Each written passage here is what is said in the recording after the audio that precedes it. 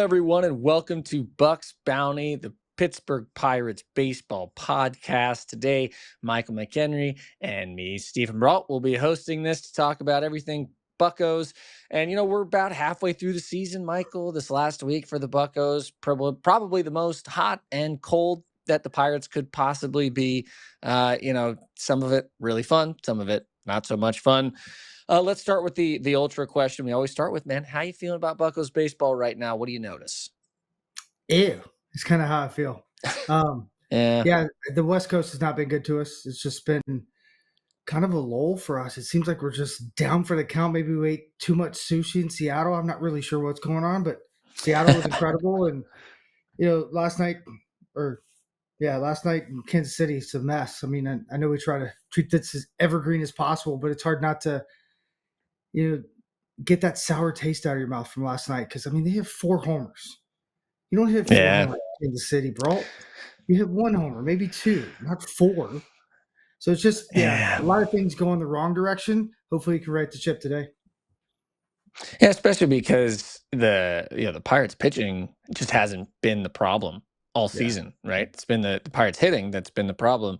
So that first game in Kansas City, it's tough to stomach that one because you just don't expect the Royals, who came in 29th most home runs in baseball, to hit 4 of them in one game. That's just not what you want to see. And speaking of that, road woes continue to sink the Pirates. Why do you think the Pirates struggle so much on the road? Like, I've wondered this a lot because I always kind of liked playing on the road. I don't know. I honestly, I don't know what my career numbers are, if they're different on the road and at home. I'm just not sure. But I've always kind of wondered, why this makes such a big difference. Do you have any big answers? Because they're 12-33 on the road, which is 3rd worst in baseball, and it's only 1 win more than the guys who are in last place, the Rockies, and another team that's not doing well this year. I just looked it up and I already forgot, but it's been ugly. So why so bad on the road? What is the difference? Honestly, it could be an enigma, but at the end of the day, I think when you go on the road, sometimes you overdo it. If you do early work on the road, you're out there at like 1:30 for a 7:00 game.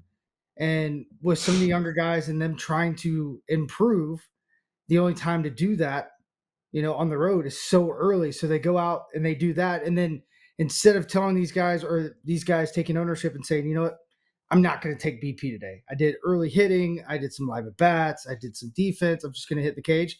They'll go back out and hit again. And I say that because in 2011, 2012, that's one of the biggest problems we had with our young core. A lot of us wanted to do extra things and we wanted to work on certain things, and we didn't feel like we were able to, or we just didn't know we could, because you're a year or 2 in the big leagues. You don't know you can go up and be like, excuse me, Mr. Donnie, I don't want to hit BP today because my legs are wobbly. You're just terrified, right? And that's the reality. I think that's the only thing I got, because, bro, better than anyone that we literally play in one of the best pitching ballparks on the planet. So you would think when we go to Cincinnati, Milwaukee, even St. Louis, which plays fair, Chicago, everywhere in our division is a better place to hit. So you would think at the end of the day we'd be hitting better on the road, but we're not. It's wild. So we're not. Yeah, I don't have the perfect answer. It's something that I think they look into. Maybe it's the way they travel. Maybe it's some of the things that we can't even understand. I know that in the past, teams have completely flipped things on the head to try to figure this out, and I hope the Pirates do too, because it could really be a game changer. It really can. Lowest batting average in baseball on the road. That's wild, lowest runs right? per game. Yeah, lowest runs per game in Major League Baseball on the road. And those offensive numbers, like you say, that brings up an interesting story, because, like you say, that there are most of the time when you leave PNC Park, you're going to a place where it's going to be better to hit. PNC Park's not known for being necessarily an offense-friendly place. And so you think that those numbers would actually hopefully play up on the road, but that has not been the case. And it's, do you have a thought at all? Guys, like, what's the theory there for you? I'm further removed, and but I know these guys are treated great. They travel like kings. I don't get it. A lot of these guys with kids, they sleep more on the road. So it just doesn't make any sense. Yeah, there's always like the argument as to what kind of there's so many splits in baseball. That's how you Yeah. name these stats, right? Road versus away, lefty versus righty, hitting in the 3 spot versus hitting in the 5 spot. And there's a lot of times there's the debate of which one of those are actually real, which ones actually matter, and which ones are just kind of like, yeah, sometimes you do better at home and sometimes you do better on the road. Well, I'll tell you what, historically, playing at home is better for everybody across the history of baseball than playing on the road. Maybe that's because maybe there is something true to the fans cheering you on actually helps more than fans booing you.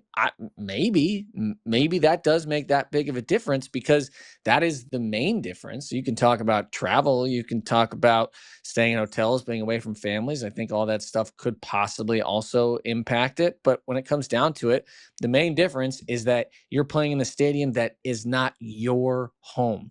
And there's something special about playing at your place with the fans on your side. That's why you get home field advantage in the playoffs, right? If you have a better record, because it means a lot. So I don't know. I genuinely don't know. I couldn't tell you what the difference was for me personally because I always enjoyed playing on the road myself. I had a lot of fun Me with it. too. I liked staying in hotels and I liked the flights and the bus trips. I thought it was all a lot of fun. Yeah, the So food. I don't really know.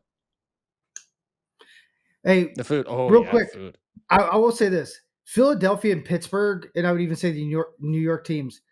Your home park can become a visiting park real fast. I mean, we saw them boo Mm. Bednar, we've seen them boo Kutch, we've seen them boo our guys, right? Mitch Keller, and I think that should also be to our advantage. So this is driving me insane. I'm going to have to walk to work to figure it out today. It really is going to make me go Well, insane. But you know who they could s- ask? Paul Skenes. It could be, hey Paul, how do you never get hit ever? I mean, ever on the road? Yeah, because I think it's an well, under one now. we have ERA. yeah. Well, the offensive side of that is Nick Gonzalez. Nick Gonzalez on the road is way better. Breaks on He's the hitting road. 315 on the road and only 254 at home. And that's from our great producer Nick Belsky, who found that stat for us. Thank you, Belsky. But it is Esky. a curious difference, right? Yeah. If you, it seems like here's a question for you though, as a position player. Does hitting with a different batter's eye that you're not used to, does that have an effect on you more so than we give it credit for? So something I had to learn, especially in Colorado, because Colorado's weather's unreal. You know that you played there in college. It is a disaster. So you will get all different types of things happening, whether it's the ball shape out of the pitcher's hand, the shadows, everything. So every time I went on the road, the first day I would do early work. And I would get out there and see the field, see the flight of the ball with the background, everything. I do that as a catcher and as a hitter. It helped me out so much. The one thing you cannot take into account is going to Milwaukee as a rookie, playing a 2 o'clock game, and at about 4:30, you might as well put strobe glasses on because it is so difficult to see because It is. the sun hits those pane glasses and it's like, Dude. all right, if he spins the ball, it could hit me in the face. And that's the best contact I have, period. Any chance possible to be barrel is going to be forehead, bam, maybe, just maybe I get a base hit from that instead of a hit by pitch. But yeah, you can't take that into account. But other than that, yeah, like the backdrops are so good in the big leagues. Like I'll never forget walking into Arizona and be like, oh my goodness, this is heaven. It was incredible, right? No shadows, no nothing. Huge green batter's eye. I was like, this is a joke. They say it's harder up here. It looked like it was rolling in like, and then they throw 108, which made it a little bit harder. But yeah, I think you get to know those places, especially as you play there. So it makes sense maybe for a youngster first time. Like I could not hit in Detroit. They every time we played there, we played those weird game times, and I always got that game time, and I couldn't see the first 3 innings, and I think it just shot my confidence. Mm. That was more catching than hitting, and I think I just used so much of my energy to focus on the ball early on in the game, and a lot of guys have said this. because the shadows are so bad. It's so shiny on the back. You can't see well. And we didn't have a dude that was 6'8" that was above it or like out of the shadows. I mean, we had all dudes that were just locked in on that shadow and that bright background. And it's so tough. It's like looking in the sun trying to catch. So, yeah, it could be the case. But, once again, I mean, there's ways to combat that. That's what's crazy about it. I'll give you this. All right. Give it to me. The Pirates, yeah, they've over this road trip, which is going to be their longest road trip of the season, nine games Don't in a do it. row, 10 days, whatever, going into the All-Star break. Okay. You had to face the Mariners, who have one of the best pitching staffs in baseball. And then you got to face the Royals, who have one of the best pitching staffs in baseball. Then you go to Minnesota, who doesn't necessarily have the best starting pitching, but they have an incredible bullpen, right? So it's not going to necessarily get any easier. It's not going to necessarily get any easier on this road trip. You just got to find ways to get runs across the board. You got to do it. And we'll see how the rest of this road trip goes. But it has been tough so far. I haven't been shut out for a full series since 1888, dude. 1888. Think about that. I wasn't That even is born yet. no, your great grandfather wasn't even born yet. Yeah, Huckleberry All McHenry. right, let's go. Yeah, a good old Huckleberry McHenry. That's wonderful. No one destroys a baseball like Oneil Cruz. That is the hardest hit ball in known Major League history. Pitchers should consider themselves warned. And it is gone! There's a Cruz missile! Log in with your cable provider and stream the Pirates all season long on SNP 360. All right, let's go around the league a little bit. Let's talk about All-Stars, man. All-Stars. We love the All-Star game. We love the Home Run Derby. I've always been a huge fan. I even like it. I liked it when it didn't matter. Yeah, you like the old format just like me. You want that old format back. I do like the old Home Run Derby format. That is true. I would love to see that back. And even if it meant like 2 less hitters, so they had 6 instead of 8, I'd still be okay with that, just because I think that old format is much more dramatic and it feels more baseball-y than being on this clock, where it feels more like, I don't know, basketball, I guess, like a 3-point shooting contest. So yeah, I agree. Home Run Derby should be the other way. Anyway, we do have. I don't know what that full is. Japan. Oh, you've never seen that video of Barry Bonds in Japan? Oh, that's different, dude. I mean, that was when was that? 2004 or something that he went out there and did the Home Run Derby there? Maybe. But like, I think it'd be cool if they brought up like I don't know, maybe a guy that just got released, just a nice guy, bunch of nice guys, throw 88 to 90 and just throw nice, beautiful pearls, 4-seam in there and see how far dudes can hit it, because a little extra velocity with some of this pop. Right. And then it's 10 outs, but it's from a real pitcher from 60 feet, but they know they're getting heaters. And I think it'd be cool if you could actually ask for a slider, because those go further. How fun would that be? Well, the extra spin does help. Yeah, it helps a lot. Well, I mean, here's the announcement that everybody at this point probably knows. But Oneil Cruz is going to be participating in this year's Home Run Derby, and I am so excited. We have talked about this a bunch. Like, this is the guy who could possibly be the first Pirate to win the Home Run Derby, which would be amazing. He's the 7th Pirate to do it. If you look at, all these different guys who have come through and done it for the Pirates, unfortunately, not great results. We did see Josh Bell hit 18 in a round, but that was, we could still see a little bit better. With Oneil Cruz, we're talking about, we've watched his batting practice a lot. And he literally, they have the miles per hour off the bat, and they have the distance on the scoreboard in batting practice at PNC Park. And he's literally hitting balls like 117, 480 feet. Like, he's just doing that in normal batting practice. I can't even imagine. We might see a 500 footer from him if everything goes right, because he's got this different kind of bat speed that other people are not going to be able to compete with.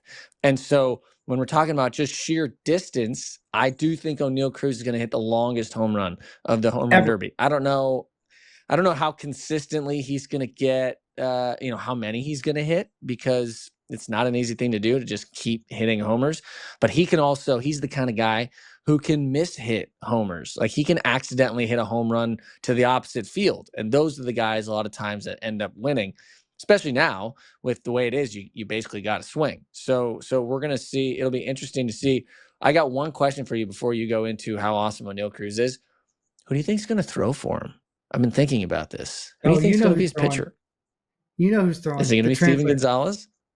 The translator. Yeah. Gonzo's definitely Gonzalez. Throwing. Yeah. I think Oneil Cruz, depending on what he wants to do and what he had for breakfast, probably, he's going to hit a ball 525 plus feet. And I think he's going to miss hit more homers than at least one guy hits, is my prediction. Wow. I like that. Pretty fair. Yeah. Well, I mean, you've seen it enough, man. And I'll never forget, I'm watching Brian Reynolds, Kutch, Brian Hayes, and one other hit with him in spring one year. And I hadn't really seen Cruz. And they're trying to leave the yard. Wind's blowing across. They're trying to leave the yard poolside. And then Cruz hits balls and it's leaving the yard. And I'm like, who's him? Who's him? Did you see that? Yeah, because that's that. What is he using a regular bat? Was it same ball? What's happening? It was wild to me because, like, you see something that you've never seen before, and he's hitting it through the wind, and that's what I think he can do. Remember that year Stanton and Judge were both in it? Yeah, and it was San Diego. Concern. I'm actually worried about the kids catching the balls in the outfield, because no one's hit anything like he has. Because like Judge hits the ball extremely hard. Those are grounders. Our dudes hit line drives at 123. So I am worried about the stadium. I am worried about the battery, which most people can't even think about touching because he's going to hit it. So it's going to be interesting. It's going to be fun to watch, and I'm going to be at the edge of my seat. So am I, man. I cannot wait for that.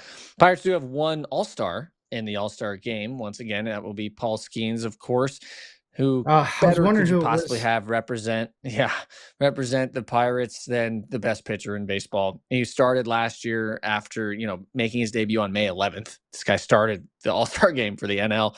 This year, we've talked about this a little bit. It's not going to be as clear-cut as to whether or not he's the starting pitcher, because Zach Wheeler has been incredible this year as well. And he's been around for a while. It's kind of crazy to think that Zach Wheeler, he's never – I don't think he's started an All-Star game. I don't think he's won a Cy Young. He's just so good. So good. He has a chance to win the Cy Young. He's actually competing with our boy Skenes. I mean, he's having an incredible year. Sure. And he does every year. You know what I mean? He's been almost an 8-war player as a pitcher, which is absurd. I mean, Paul Skenes will definitely do it. He'll probably be a 50-war player somehow. But at the end of the day, he's been special for a long time. And I think he gets overlooked. And I don't know how. I don't. I mean, he's in a huge market with one of the best players of our generation, Bryce Harper. But he just hum. Like his last start, right? 9 innings, 1 hit, shutout. It's a tough day, right? Made national news, but it wasn't that big of a deal. Even when he said it's kind of like Paul Skenes, I kept my calendar open for All-Star break. Kind of figured. I mean, this is just how it works for me. Your Soto did too, but hello. Oh, I think, look, Paul Skenes has all of the numbers at this point of the season. When we're recording this, he's second in innings pitched, whip, opposing average, opposing OPS. He's right up there. His ERA is unbelievable. He's got an ERA under 2 for his career, by the way, and this season. Both of those things are true. I'm curious to see how long does Paul Skenes keep an ERA under 2? Anyway, we'll talk about that later. But I think that this is something that as we get to see this, we get to see Paul Skenes pitch against the best hitters in the American League once again. I hope that he starts again, because I think that there's no better matchup than Skenes and Skubal. I think that's as good as it gets in baseball right now. Hopefully you'll get to see that, that starting battle for 2 innings, at the beginning of this. Skenes only threw 5 innings in his last start. He struck out 10. He looked unbelievably good. And that's the guy that we've come to expect at this point. That's why I think he's the NL starter for me. But there's another guy that you're really excited about, a guy who you know pretty well, man. Jacob Wilson starting at shortstop for the American League All-Star team over Bobby Witt Jr. Talk about beating out a heavy favorite, taking the shortstop lead or the starting shortstop job over Bobby Witt Jr. at the All-Star game this year. Absolutely incredible achievement for Jacob Wilson. You know more about him than almost anybody. How cool is it? Have you talked to Jack at all, his dad, about this? Just give us your deets, Michael. The deets. I don't anybody that's watching this right now, if you go on social media and see the support Jacob had and how hard his dad was pushing. I'm in a group me with the team that Jack's coaching in Greenville. He's got probably 5 to 10 texts to remind the players, the coaches, and the front office to go vote for Jacob. And he was, literally like clockwork doing that. And, a lot of the old teammates and friends supported him too. And I think that's the coolest part for me, right? You got a dad that cares that much. And, Jacob, because his dad cares and he knows how cool that experience was because he got to go as a kid. He's doing the same thing. And they actually went out and were active to try to be the starter, which that's what you should do, right? If you're a winner, you got a campaign win, and they want to win, right? And I feel like that's what he did. Right. At the end of the day, Bobby Witt's done it. Jacob hasn't. And he's a rookie. So I think it's good for baseball. I think it's, really good for the Pirates organization, knowing that, a former player's son is going to be a starter against the National League. I just think all the way around, I love good stories, and this is one of them. And probably my favorite part, and you'll love this, is he's not the norm, right? Everything he does is a little bit quirky. It's different. He's changing the game back into the era of, obviously we got the big thumpers in the early 2000s, but we had the Tony Gwynn's. We had the guys that just didn't strike out. They made a lot of contact. They got a lot of hits. They didn't worry about walking. They worried about, I'm going to hit my way to first base. And that's who he is. And he plays hard and everything else. So it's everything you want. The best compliment I've ever gotten, and I think any guy could get, I'm sure you've gotten this, is I'd let him marry my daughter. That's what type of dude he is. So I think it's good for the game all the way around, especially since it's a tough circumstance, them playing in Sacramento. Sacramento A's are a lot different than the Oakland A's. And being able to get out of there and get on that big stage for any of those guys that made that, I think it's well-deserved. I think they should get an extra all-star for doing what they're doing. They get a second star on their hat. Everybody else just gets one. Yeah. It's we're taking a lot of hits, guys. Yeah. For me, it's I think the point you bring up about it being kind of a different kind of baseball, almost a rehash into a different era. It's one of the reasons I love watching him, is because, when he comes up to the plate, he's there to hit. And I appreciate that. I really do. I think he's a great player. I love that everything he does looks so awkward that it just looks, there's no way it's going to work. There's no way it's going to work. And then he just whack, whack, whack, whack, whack. Just base hits all around the diamond. Yeah, exactly. There's those unique guys that do things in a way that you would never, ever coach, because nobody else could do it that way. But for some reason, that's the way their body operates, right? And there's a lot of pitchers like that throw kind of weird, but there's not all that many hitters that do stuff really weird. And so I think that comp is great. Hunter Pence was an awesome player who also did things in a very unique way that a lot of times when he did it, it looked like it wasn't going to work. But it did. He had the funniest practice swings on deck. We don't have any space here, but he literally would just swing straight down. Spin his lower body really fast. But Jacob Wilson is the guy that we all, when we look to somebody to do things in a way that maybe nobody else can do it, I think that makes him even a little bit more special. So I'm really excited to watch him play. It's cool that, Jack so well. I don't really know Jack, but we got to interview him the other, in our first Altcast, and he was amazing. He's a great guy. And I love the way he talks about baseball, I told him, you're not there to walk, man. You're there to hit. And that's great point. You're not going to walk your way to the big leagues. You're not going to walk your way to 3,000 hits. You're going to hit your way there. I'm excited to see what this kid can do.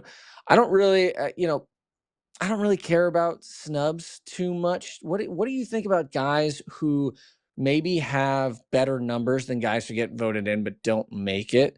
Is that like a big deal for you, or is that because for me it's more like that part of this is that it's a popularity contest, and I'm okay with that.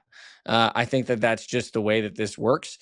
I don't really care too much. It is interesting seeing Juan Soto not be in the All-Star game when he's got an OPS over 900, but at the same time, most of that is walking and home runs. That's it. He doesn't have many hits. The batting average is low. I'm curious what you think. Anybody that you thought definitely should have made it that didn't make it? I mean, I look at it like this. I'm the same way as you. I love Cinderella stories. I love guys that, you don't see coming. I mean, Kyle Stowers is in Miami, and he got in over Soto. Yeah. I love that because you got to tell a story. But at the same time, Soto is a household name. So, like, True. If Manfred's going to bring in Kershaw, which I absolutely love, bring in Soto because you need those guys, especially if he's earned it and deserves it. And I think he has. And whatever that means, even if he had to announce that he was going to do the home run derby, you want guys like that there.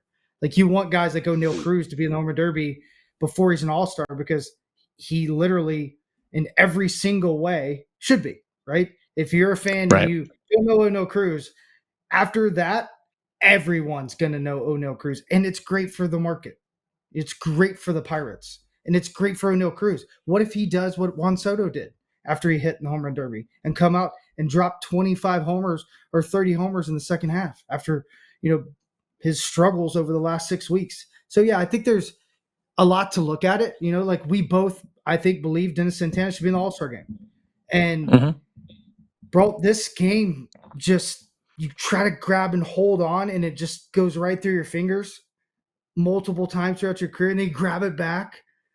And there's certain times for you, 2020, for me, 2014, where, like, you're just locked in all year long and it's going well. Yours happened to be a pandemic year, and we happen to be one of the worst teams in baseball, right? And the reality of it is, it's like, yeah, if I played every day, maybe, just maybe, I could have been an all-star that year. You probably would have been an all-star that year because you're a starting pitcher. You do not take that for granted, and you give that to guys to say, man, thanks for what you did for the game. So I hope Santana sneaks his way in. If Bednar could get a third chance, but that's not as big a deal to me. I want dudes to get a chance and go have what Paul Skenes was talking about in his postgame, a chance to learn, especially like if we have young guys playing well. Like if Nicky G had a full year, man, there'd be nothing better to get that dude around greatness because he's going to come back and be great. That's it. Like, and I hope if Kutch plays next year, which it seemingly could be the case, he gets that, knock by Manfred to say, hey, come on. We need Kutch, because I love that. I love that they did that. Me too. We'll see. I'm a big fan of that. Because Kershaw, talk about a tough way that his career has gone after being the best pitcher, in baseball for so long. And he still has 3,000 strikeouts. It's not like the injury bug ruined his career. He still has some of the best numbers out of anybody in the modern era. But when it comes down to it, I love that he's there. It's crazy, dude. I saw a comparison recently, and like all of his numbers are better. I know Koufax was great for a small window, but like the ERA is better. Like all the numbers you would think maybe wouldn't be better are better too. It's wild. He's been incredibly good for a long time. As we go forward, everybody wants to know the warm-up routine. We talk about it all the time. It changes game to game in terms of reps and the actual drill work that we do, and that changes based on where my body is and what I need to do. We see you and Henry Davis a lot in the dugout and other places talking about game plan, and he has kind of evolved into your personal catcher. What is it about Henry that you guys kind of click really well with? Yeah, he does a great job game planning. One of the most prepared players I've ever seen. Really just what he's seeing, what I'm seeing, and how we think my stuff's going to play against him. You're just a couple of years removed from being a catcher yourself. Does that give you any advantage in communicating with Henry or whoever's catching for you? Yeah, absolutely. I don't ever throw a pitch that I'm not fully convicted in, but there are times when Henry calls a pitch that I'm like, I wasn't thinking that. My experience as a catcher affects that because he must see something that I don't. I've seen the game from the other side of it, so I trust the work that he does. Catch the next Bucs BP show presented by Pella Windows and Doors of Pittsburgh. All right. right, so we go from all-stars to guys who maybe eventually could find themselves in the all-star game. Where does it start? It starts at the MLB Draft. Michael, you are very in tune with younger players. You work with them a lot. You work with Team USA. You get to see these guys before maybe they get that. A lot of them have a national spotlight in a way, but before they get to that, oh, this guy's going to be drafted 6th overall, 5th overall, whatever it ends up being, you get to watch these guys play, and I think that's a really cool experience that you get to have. So you get to know them, you get to meet them. I think when we talk about the draft this year, we talked with Jonathan Mayo about it on the pregame show. How cool is it for you that a guy like Seth Hernandez is being looked at possibly going in the top 5, 6 picks? Pirates have that 6th pick. They're probably going to be gone before we even get there, but you got to coach him 16, 17 years old, and now he's going to be this, superstar, super young player that guys think is going to get to the Major League Baseball in like 2 years out of high school. How cool is that experience for you? And then we'll just jump straight to, who do you think that the Pirates should be going for here in the 6th overall pick this summer? It's incredible. My first year with USA, I didn't know what exactly I was trying to evaluate. Obviously, you can see talent, but when you're watching big league players, it's a lot different watching a 17-year-old. And Seth Hernandez being one of the youngest guys that first year I went, he stood out. He competed. He had energy, enthusiasm, and all these things. And I didn't put it together the next year when he showed up again, because everybody was like we do this big board and you pick 20 guys. You go from 100 to about 60 or so for the second round. And then this is 2 different weeks or 10 days a piece. And he was just in black. I was like, why is he in black? He's like, he's starting day 1 and the championship. I was like, oh, okay. All right. And then I put it together with my notes, and it's like, oh, wait, he plays third base and he's good. Oh, wait, he's hitting well and he throws 100. Wow. Oh, my gosh, he's got feel. This is unreal, and things like that stand out at that age. Like you see power arms, you see all types of things. You see the athleticism, which, is kind of remarkable at times, like watching Connor Griffin move around. It's really neat, man. I had to learn kind of what they were looking for because they're putting together specific teams. So the best players don't necessarily make it, but the highest character guys do. So when I look at these guys that are getting drafted, there's a lot that I know that I saw, whether it's, a conversation I had or a conversation I've had with many great evaluators, which a lot of the teams around the league, they call Ashley and they call Brett, who run 18U. And they ask him, like, tell me everything you can about this. And they have a list of all the questions. I'll share it with you later. And it's incredible. None of it has to do with baseball. None of it. Zero, zilch, because everybody knows if a guy can play. Now, do they know if he's going to be able to grow and get better? Those are the questions you're trying to figure out, because you're giving them so much money, right? And that's cool. Like, it's been fun to learn that. It's been fun to evaluate different. I have my own quirks. I fight hard for certain catchers, and I have my reasons. But you better have reasons, because like there's no like, oh yeah, he can play, he should be on the team. No, it's you better tell me why, and you better tell me why this kid right next to him's not going. It's like, like lamp, it gets tough at times, but it's fun, and we fight hard for those kids.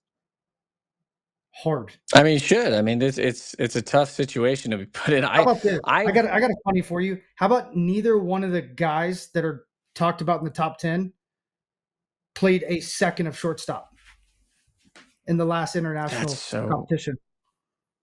That's really weird. Yeah, Kason Cunningham did, because he was the surest hand.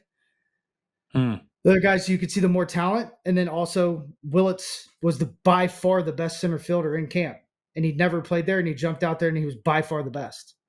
So like a lot of shortstops move around, and that's the way we evaluate. Are they willing to? Like Kason Cunningham would have caught if you asked him. So, but he was a guy that kind of stood out as a frontline leader. So like, that's why, like, if you see him stacked up against these guys, you'd be like, I see the talent. I just don't see the bat speed. I don't see something, but he does everything well. So yeah, it's cool. It's cool to be able to walk through that and learn that. I'm still learning, always will. But yeah, it's really neat to think Seth Hernandez. I mean, he could be the clear cut 1-1. He's a slam dunk. Health is always concerned, but like he's probably the best since Beckett. No righty high school arm ever been taken 1-1. This year could be the year. Yeah. It'd be interesting to see.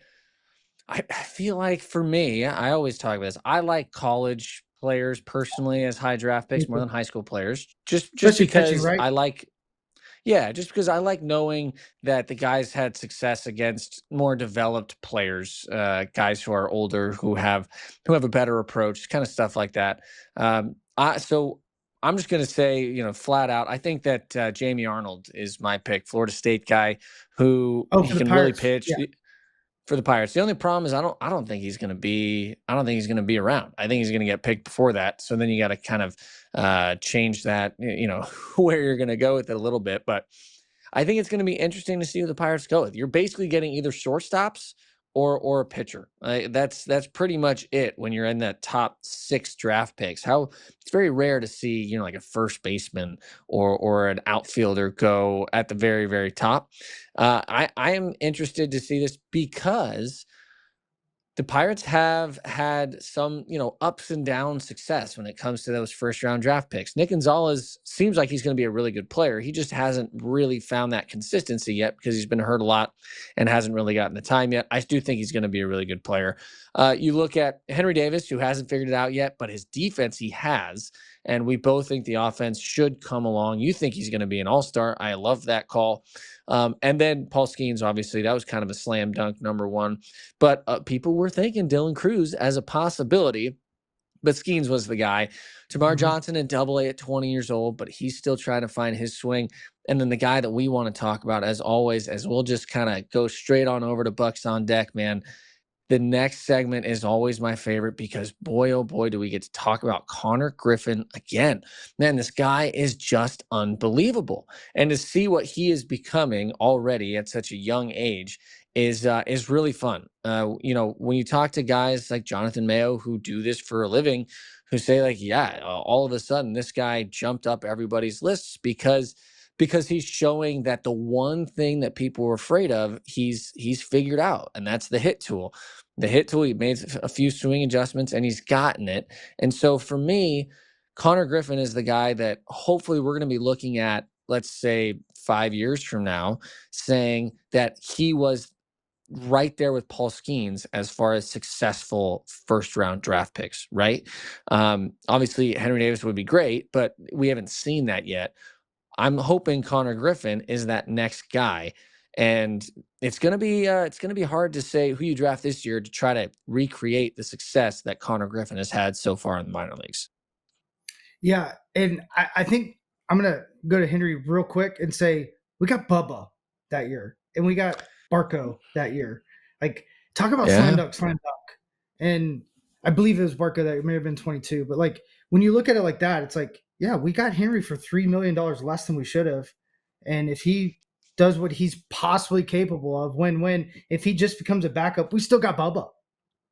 So that's one. And then with Konnor Griffin, man, seeing Bobby Witt play and thinking, okay, he's taller, he's stronger, he's faster, he has a better arm, he has more range. And that's just an evaluation standpoint. I'm not saying he's Bobby Witt. I'm not saying he's going to be Bobby Witt. I'm saying when you watch somebody do things that other guys can't, put together some stuff that he shouldn't have put together yet. So his development, in my mind, when people talk about putting a timeline when he get to the big leagues, you can't. He's another enigma in this game that you just say, well, he's just doing everything completely different than anybody else because he is different. And that's when we drafted him, every scout on the planet would tell you he's got the most tools and the highest upside. If it comes together, you have a Mike Trout, you have a Bobby Witt, you have a freak. And it looks like that's exactly who he is. I mean, hearing Mayo, the doctor, hearing Mayo talk about his arm, and they were probably very conservative to give him a 70. Yeah, I mean, he's got a bazooka. And I think people aren't talking enough.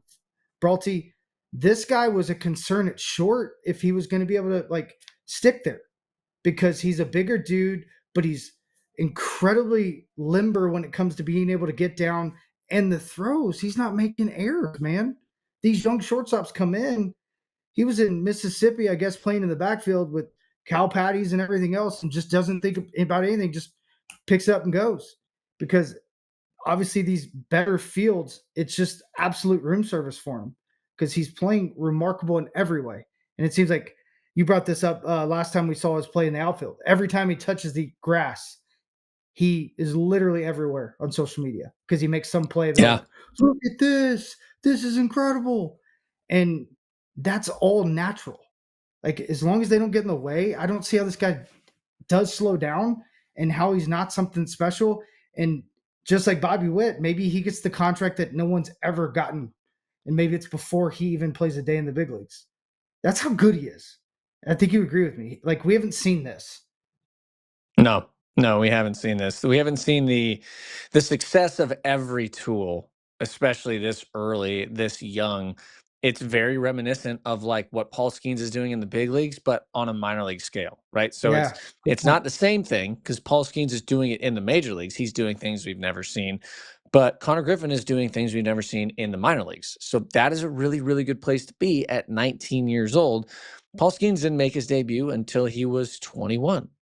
So that would still give Konnor Griffin 2 more years to get to that point, and I don't think he even needs that long to be the special player that we are hoping he'll be. Speaking of somebody who used to be, go into that just a tick, because I think with Konnor Griffin, why that is, like why he's not going to get it, and I'm going to take one route, and I think he'll take this other. So okay. Offensive, defensively, since he has such a high ability to make plays, putting him at shortstop in the big leagues would be a huge fear. But since that's grading out way better than you could ever imagine, he's probably the best defender in the league right now when it comes to his range, his arm, but he's also making the routine plays. So that's one. So you put him there and you're like, okay, it's like Matt Shaw with the Cubs. You can wait on the hit tool. All right. But now let's go speed. Speed doesn't slump. Right. And then character. And then I'm going to let you take it away because he's going to get hits that most guys don't because he mishits it. It's a base hit. Yeah, he does. I think I would want to put him straight at shortstop. And for me, it would be not only straight at shortstop, but you're every day. You're playing 9 innings every day at shortstop. I think that's how you Bobby Witt.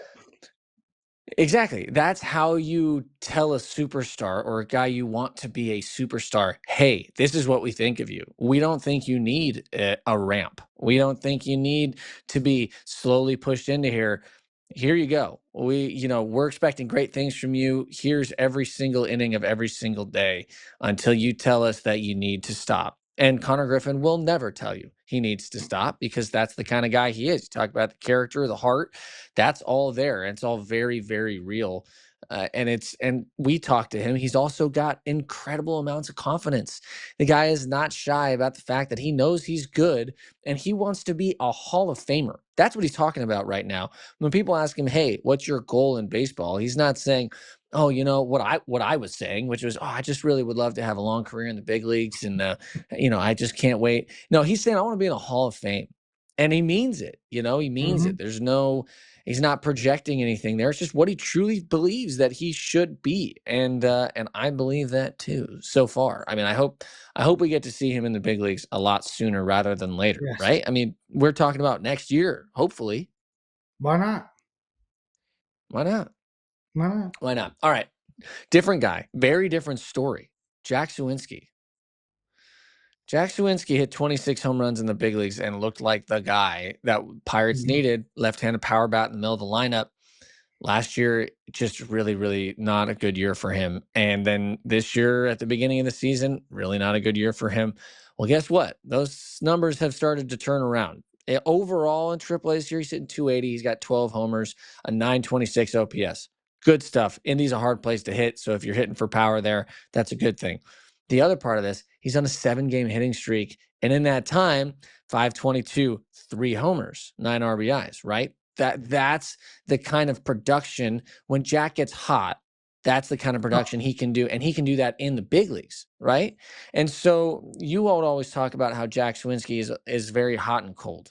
He'll go super hot for a little while, where he's one of the best hitters in baseball, and then go cold.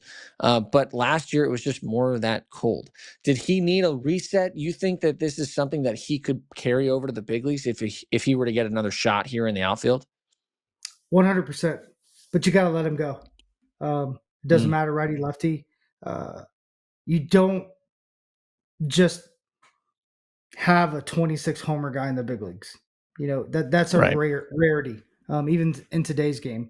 So the fact he hit 19 and 26 in consecutive years, and in 19, I watched this guy come up and face maybe the 8 best arms in the National League to start his career, and he didn't bat an eye. He kept playing, and all of a sudden it clicked, and he had a 3-homer game, a 2-homer game. He carried the offense at times, and you just don't have that very often come up and just say, hello, I'm here. I'm going to carry the offense today. You guys just take a break. But at the same time, that does take the lumps, and we saw, I use Kyle Schwarber as an example. Like it was his defense, and then it was too much swing and miss. And oh yeah, now he's an all-star and he's going to hit 400 homers in his career. You have to give guys chances and time. And I think the hardest thing to do probably as an organization is who you're going to bet on. And then the next hardest thing is where are you going to take your lumps and allow them to have theirs? Because you got to protect the player. So if he's going out and he's facing lefties, he's hitting 110, but he's got 12 homers. Like, hey, we don't really care. He's got 12 homers against lefties. And those homers are more important to us with his bat than, we're going to make it up elsewhere, because Nicky G doesn't, hit homers against lefties, but he's hitting 590, whatever. Like you explain it. You're very transparent. And you have great communication with him. I think he got lost last year because of really bad communication, and really didn't know where he stood because he sat for 6 games to start the year. I believe that's right. He sat every game in Miami except unless he came off the bench for a pinch hit. And thinking you're the starting, left or right fielder, and that's where you're at, that's tough, dude. That's tough. And you're watching Michael A. Taylor, who's raking the first 4 games, and they go get him and pay him $4 million. There's a psychological thing about it, and the physics behind that psychological, it releases a chemical that creates, sadness, anxiety, depression, all that stuff. And that's real. You can't take that away. So yeah, I think a reset was perfect. And I don't know when the right time is. Hopefully it's not like last time where he comes up, sniffs the grass and goes home. I hope he comes up, stands on the grass, plays on the grass, and hits homers. That does sound really, really nice. It would be good to have that power bat back, right? That's something you really want. Doing that. You brought up a good point. It's a bad place to hit. It's a bad place to hit. Man, that was a great place to pitch. I'll tell you that right now. Oh, you guys can pitch. Last little thing before we go, we always got to talk about the 2 guys that we're just waiting for to make their debuts here now. Bubba Chandler, Hunter Barco, righty, lefty, 2 guys who have been tearing it up. They both had really good outings over the holiday weekend. Bubba Chandler goes 6 innings, only gives up 5 hits. Hunter Barco goes 6 innings, only gives up 1 hit. Neither of them give up any runs. How about Hunter Barco over his last 3 starts, 18 1/3 innings pitched, and only 1 earned run? I mean, he has been tearing it up. Took him a little while to adjust to AAA after being literally impossible to score on in AA this year. But to see him and Bubba Chandler, look at those 2 baby faces. I mean, they're so young, and 2 guys who are just chomping at the bit to get up to the big leagues. It'll be interesting to see how the second half of the season goes. Bubba Chandler, for a while there, lost his command. It was gone. He wasn't throwing very deep into games because he couldn't throw strikes. It's going to be important, I think, to see where both of those guys end up making their debuts, hopefully this season. And when they do, how are they going to be used this year, right? What is going to be that kind of launch pad that we're going to see them take? If you're the Pirates, if you're Ben Cherington, what are you doing with Chandler and Barco? When are they coming up? What are they doing? First chance they can in the second half. I'm not waiting around. And the reason being is I think that's a page turn, for the season. So you can come in and say, all right, second half. And I think they have the perfect scenario. I think you're going to love this, bro. They have Majinski and Ashcraft and Burrows, who have all, been starters and relievers.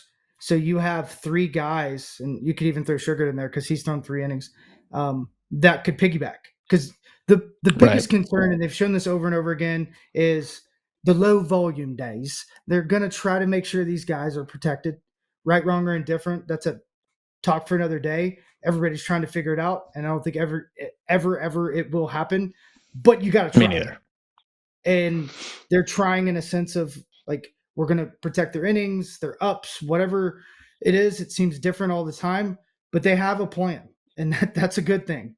But that plan is going to be them limiting, how many times they get up or how many innings they have, or, how exposed they get to get them ready for the big leagues and ready for next year, because you have to get them ready to win in the big leagues next year. So they need the innings, they need the time, but I think they have the governors in place and the protections in place that they've never had before.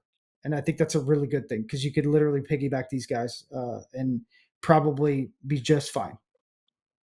Yeah, that piggyback point is really good, because you do have guys who have proven that they can go multiple innings. And that's going to be what you're going to need, most likely, for young guys coming up. Guys who can kind of clean up when maybe things don't go exactly how you were hoping. Helps the protection, like you said, but also just kind of gives them a little bit of extra vote of confidence. Like, hey, man, it's just if you do poorly, we're not sending you down.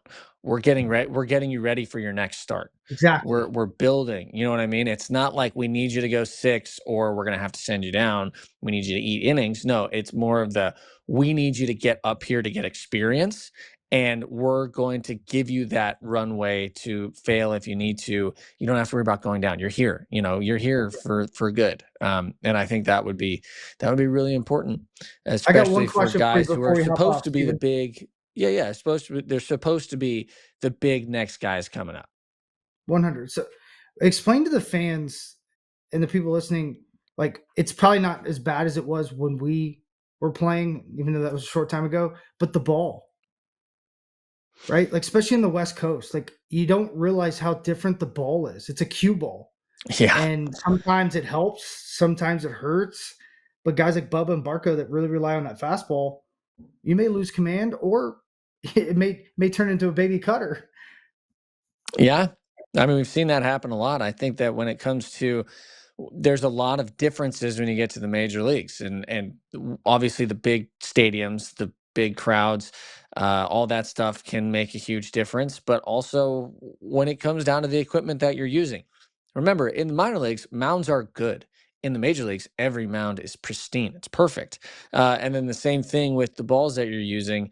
In the minor leagues, they are the same balls. And I put that in quotation marks because they're really not. There's something different about those big league ball. There's always has been.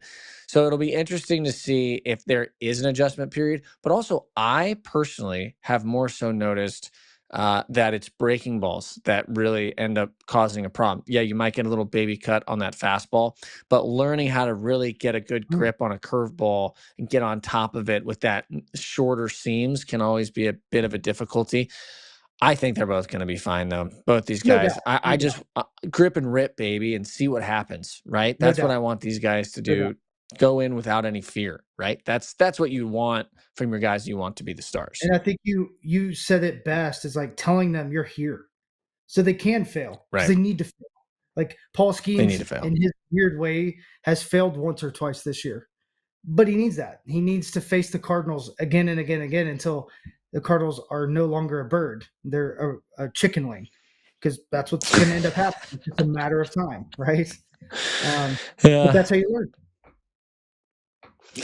All right, Michael, this was a lot of fun. Bucs Bounty, thank you for joining us here. We're going to be doing this every week throughout the rest of the year. We can't wait to do it with you guys. Michael, thank you. Our producer, Nick Belsky, thank you along as well. Follow us, subscribe anywhere you get your podcast. Watch us on YouTube. Thank you very much for joining us here on Bucs Bounty. We will see you next week.